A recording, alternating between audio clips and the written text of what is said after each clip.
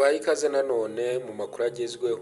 Mu ntara y'Amajyepfo, polisi ku bufatanye n'izindi nzego zitandukanye zo mu ntara y'Amajyepfo zimaze kumena litiro zisaga ibihumbi 157 z'inzoga zituje ubuziranenge na litiro 159 za kanyanga. Hanangijwe kandi ibiro 28 by'urumogi. Ni nyuma y'uko hari hamaze iminsi leta y'u Rwanda ku bufatanye n'abaturage bari guhiga ndetse no gushakisha abantu bacuruza ibiyobyabwenge ndetse n'inzoga zitujuje ubuziranenge, cyane ko byagaragaye ko abantu benshi babikora bituje ubuziranenge nyine bikangiza ubuzima bw'abaturage, ku buryo hari abasara abandi bakagira ibibazo by'umubiri bitewe n'inzoga baba banyweye cyangwa se ibiyobyabwenge baba bashize mu mibiri yabo.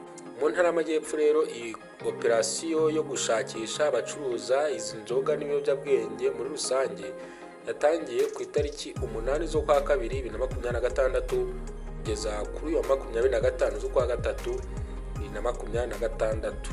Si mu ntara y'Amajyepfo gusa kandi ni mu gihugu hose, cyane ko hagiye hagaragara n'abaturage bo mu ntara zitandukanye nk'Amajyaruguru, Iburasirazuba, Iburengerazuba, yewe no mu mujyi wa Kigali, cyane ko nyine ibiyobyabwenge bikwirakwira hose mu gihugu bitewe n'ababikwirakwije.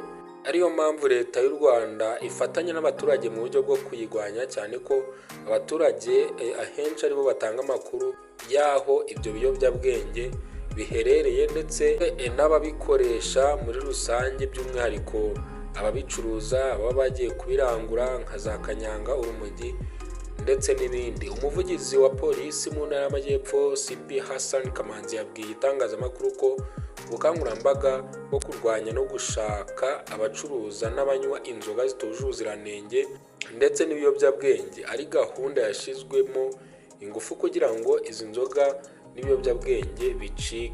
Yagize ati abakekwaho kugira uruhare muri ibi bikorwa bigayitse bitandukanye, polisi yarabafashe ibashyikiza ubugenzacyaha.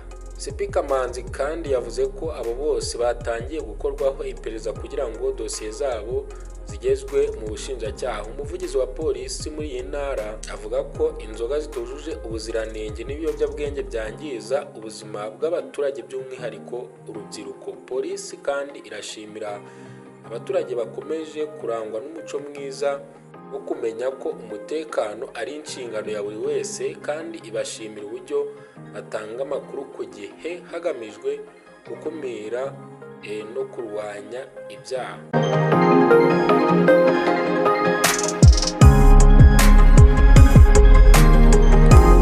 Muri rusange kandi polisi irasaba buri wese kwirinda gukora ibinyuranyije n'ibyo amategeko ateganya, ikibutsa ko gucuruza, gukwirakwiza, gutunda, kunywa ibiyobyabwenge bituje ubuziranenge, gucuruza no kunywa kanyanga n'urumogi ari icyaha gihanwa n'amategeko. Ikavuga ko kandi itazigira yihanganira uwo ari we wese ukora ibinyuranyije n'amategeko, cyane ko amayeri bakoresha polisi imaze kuyatahura, ku buryo uzajya ufatwa azajya ashyikirizwa ubugenzacyaha agahanwa hakurikijwe amategeko. Ngayo nguko ibyari bigezweho mu makuru hirya no hino mu Rwanda. Tugushimira umwanya waduhaye.